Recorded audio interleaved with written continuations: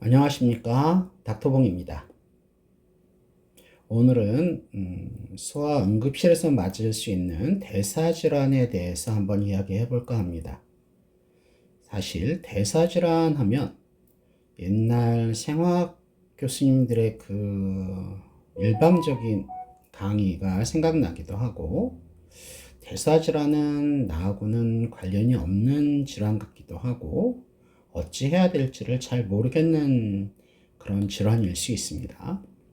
하지만 환자들에게는 생명을 위협할 수 있는 굉장히 위험한 질환이기 때문에 일단 꼭 알고 대처하고 있다가 환자를 살릴 수 있는 그런 기회가 될 수 있길 바랍니다. 3일 된 신생아가 잘 안 먹고 토하고 빈호흡이 보이고 처집니다. 무슨 병일까요? sepsis일까요? 그냥 단순한 장염일까요? 일단 랩을 하고 수액 치료를 하려고 하는데 갑작스럽게 아이가 의식이 저하가 됩니다. 건강했던 아이가 갑작스런 의식 저하가 보인다? 어떤 병일까요? 이 환자가 정말 sepsis나 장염일까요? 왜 환자의 의식이 갑자기 나빠질까요? 혹시 어떤 검사 하나로 진단 방향이 완전히 바뀔 수 있을까요? 응급실에서 메타볼릭 크라이시스를 놓치는 이유는 대부분의 이 비특이적인 질환, 비특이적인 증상으로 흔한 응급질환으로 위장합니다. 아이가 쇼크나 처지고 잘 안 먹는 경우에 sepsis로 우리가 폐혈증으로 의심해 볼 수 있고, 또 자주 토하는 그런 증상을 보일 수도 있고, 그런데 실제적으로는 아이가 이 저혈당으로 인한 단순 쉬저일 수도 있고, 또 암모니아나 케톤 같은 것들을 검사하지 않음으로 인해서 어떤 진단의 지연이 될 수도 있는 그런 위험한 그런 경우들이 꽤 있습니다.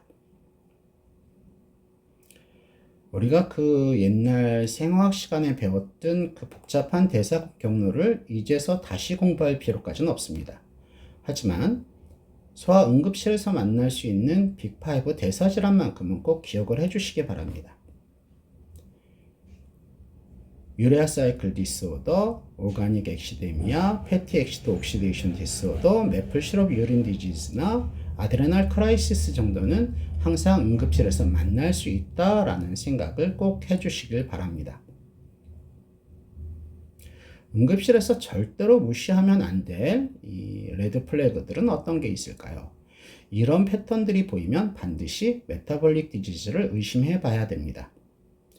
원인 불명의 구토와 처짐이 보인다. 이상하리만큼 아이가 많이 처지고 엔세팔로패시나 의식 저하가 보인다. 아이가 자꾸 반복되는 저혈당을 보인다. 메타볼릭 엑시도시스가 너무 심하다. 아모니아 수치가 상승됐다 하면 메타볼릭 디지즈를 의심해 보아야 합니다. 아이가 토하고 처지는 증상이 보일 때 흔하게는 발열이 보이고 감염 포커스가 있고 CRP가 상승되어 있다 그러면 이건 인펙션으로 인한 sepsis일 가능성이 큽니다. 또 토하고 처지는데 어떤 넥스티프니스가 보이고 CSF에도 이상이 있다 그러면 메닌자이티스나 엔세팔라이티스일 가능성이 크죠. 또 약물 잘못 먹어서 약물로 인한 보미팅이나 처짐이 있을 수도 있고, 중요한 거는 아드레날 크라이시스, 나트륨은 떨어져 있고 칼륨은 올라 있고 하이퍼텐션이 보인다. 케톤은 없다. 이러면 아드레날 크라이시스를 의심해 볼 수 있습니다. 진단은 잘 모르겠는데 암모니아나 엑시도시스에 이상이 보인다 하면 메타볼릭 크라이시스를 의심해 보아야 합니다. 일단 하이포글라이세미아에 대해서 알아보겠습니다.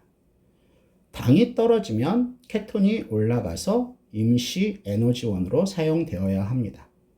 하이포글라이세미아가 확인이 되는데 케톤이 없다? 그러면 이 임시 에너지원으로 사용할 이 지방 대사에 문제가 있을 가능성이 큽니다. 패티 엑시드 옥시데이션 디스오더, MCAD 데피션시 같은 병들이 있을 수 있습니다. 또 하이퍼 인슐리니즘이 있을 수 있고요. 또 아드레날 크라이시스도 케톤이 없는 하이포케토틱 하이퍼글라이세미아가 보일 수 있습니다.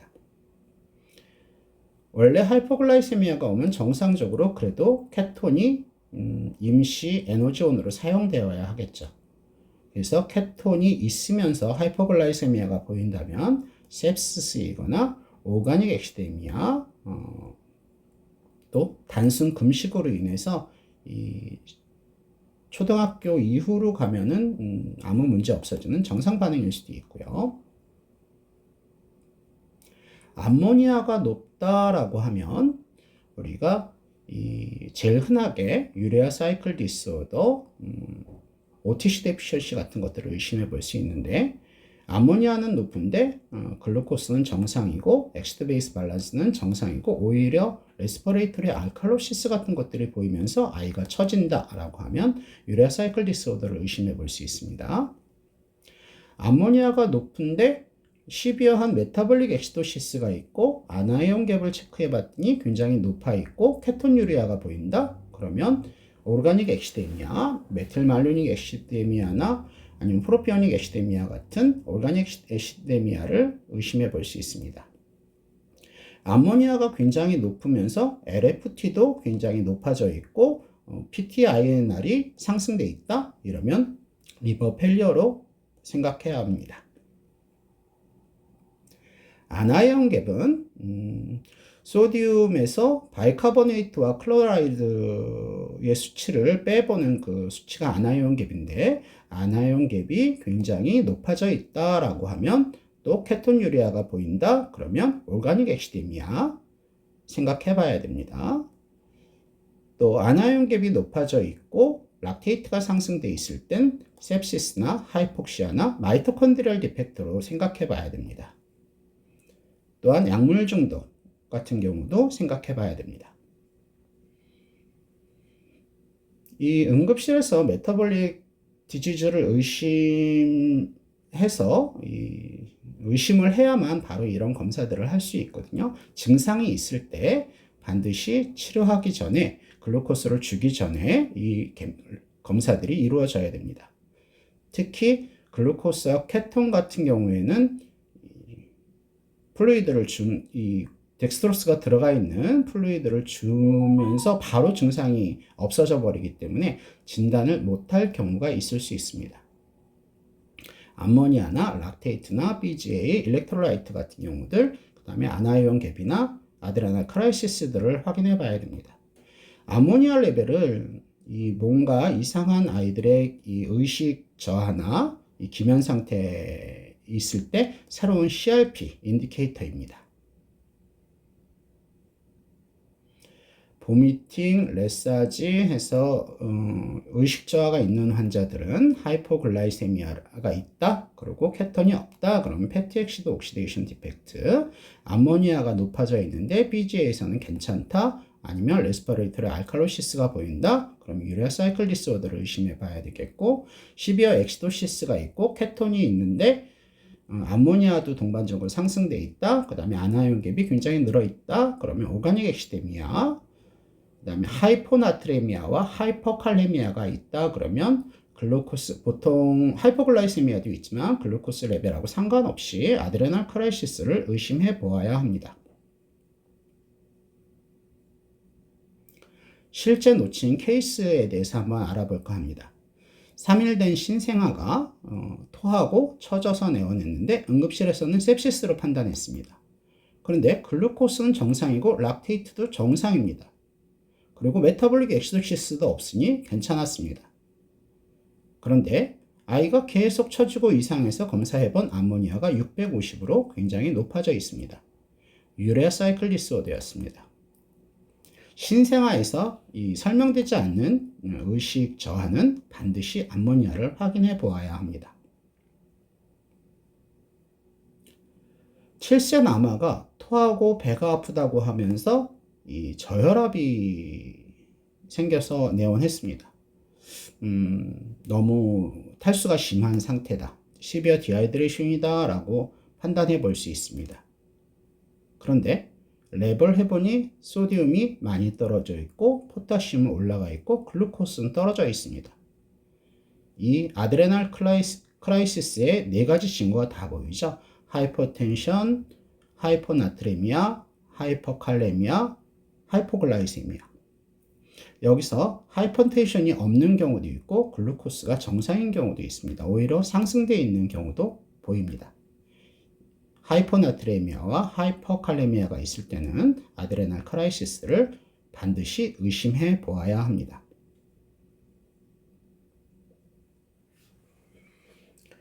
이세남아가 반복되는 구토와 처짐을 증상으로 내원했는데 아이가 굶으면 굉장히 심해지고 그래서 시저나 사이클릭 보미팅 같은 걸로 의심해 볼 수 있겠네요. 그런데 하이포글라이세미아가 확인이 됐는데 케톤이 없습니다. 하이포글라이세미아가 있는데 케톤이 없는 경우는 대표적인 질환이 패티 엑시드 옥시데이션 디스오더, MCAD 데피션시 같은 것들을 의심해 볼 수 있습니다. 이런 비슷한 증상들이 하이퍼인슐리니즘 때도 나타날 수 있고 또 아드레날 크라이시스에서도 이런 비슷한 증상들이 나타날 수도 있습니다. 금식을 했는데 글루코스가 떨어지고 근데 케톤이 이미시 에너지원으로 사용돼야 되는데 사용되지 못하니까 글루코스에 가장 예민한 브레인에서 시저가 일어나는 것이 이 패티 엑시드 옥시데이션 디펙트라는 것을 항상 의심해 보아야 합니다. 일단 메타볼릭 크라이시스가 의심된다라고 하면 이 원인이 확정 전이더라도 원인은 보통 응급실 안에서 랩이 다 해결이 되기는 힘들죠. 그렇기 때문에 일단 메타볼릭 크라이시스가 의심된다라고 하면 이화작용을 차단하기 위해서 10% DW를 일단 투여해야 합니다. 그리고 패스팅 중단하면 이 DW를 투여하기 시작하면 아이의 증상이 급격하게 좋아지는 경우가 많이 있습니다. 단백질 섭취는 즉시 중단해 주셔야 합니다. 이 유레사이클 디스오더나 오가닉 에시데미아 악화를 방지할 수 있습니다. 암모니아가 높아졌을 때는 소디움 벤조에이트 같이 암모니아를 제거할 수 있는 약 투여를 준비해야 합니다. 또 너무 심한 엔세팔로패시가 보일 때는 다이알라이시스도 고려해야 합니다. 메타볼릭 크라이시스는 드뭅니다. 하지만 드물다고 해서 무시할 수만은 없습니다. 놓쳤을 때는 아이에게는 생명의 위협을 주는 치명적인 질환입니다. 응급실에서 완벽한 진단까지를 내리기는 필요 없습니다. 하지만 이러한 패턴을 인식해서 환자가 완전히 처지거나 위험해지기 전에 경험적인 치료를 시작하는 것이 오늘 강의의 가장 중요한 핵심입니다. 암모니아 검사가 늦어져서 문제가 되는 경우가 있습니다. 뭔가 의식 저하가 보인다, 아이가 이상하게 토한다, 그 다음에 신생아가 어떤 의식의 문제가 보인다 라고 하면 암모니아는 반드시 검사를 해보셔야 됩니다. 의심이 될 경우에는 될 수 있으면 그 토니켓 압박을 오래 하지 말고 혈액을 채취한 후에 반드시 얼음에 재워서 바로 응급실에 보내서 30분 이내에 검사가 이루어질 수 있게끔 검사실에 연락해 놓는 것이 중요할 것 같습니다. 저혈당이 보이면 케톤은 올라가야 합니다. 근데 저혈당이 보이는데 케톤이 안 올라간다? 그러면 굉장히 위험합니다. 에너지원이 없고 또 응급 에너지원도 없는 상태라는 거있기 때문에 위험할 수 있는 상황입니다. 사망사고도 있을 수 있습니다. 패티 엑시드 옥시데이션 디펙트를 생각해야 합니다.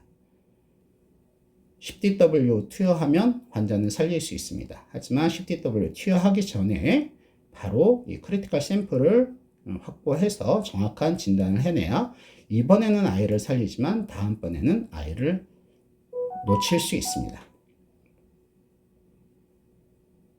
대사질환의 가장 큰 위기는 환자 스스로 스스로의 몸을 갉아먹는 이화작용이 굉장히 중요합니다. 그래서 단백질 섭취를 중단시키고 10DW만 투여하는 것만으로도 비교적 안전하게 아이를 구할 수 있는 확실한 조치가 될 수 있습니다. 원인을 알 수 없는 중증 소아 환자를 만났을 때는 항상 이 질문을 기억하시기 바랍니다. 이 환자가 메타볼릭 디지즈일 가능성은 없을까? 이 한 번의 의심이 어린 아이의 생명을 구할 수 있는 의심일 수 있습니다. 이상 닥터봉이었습니다.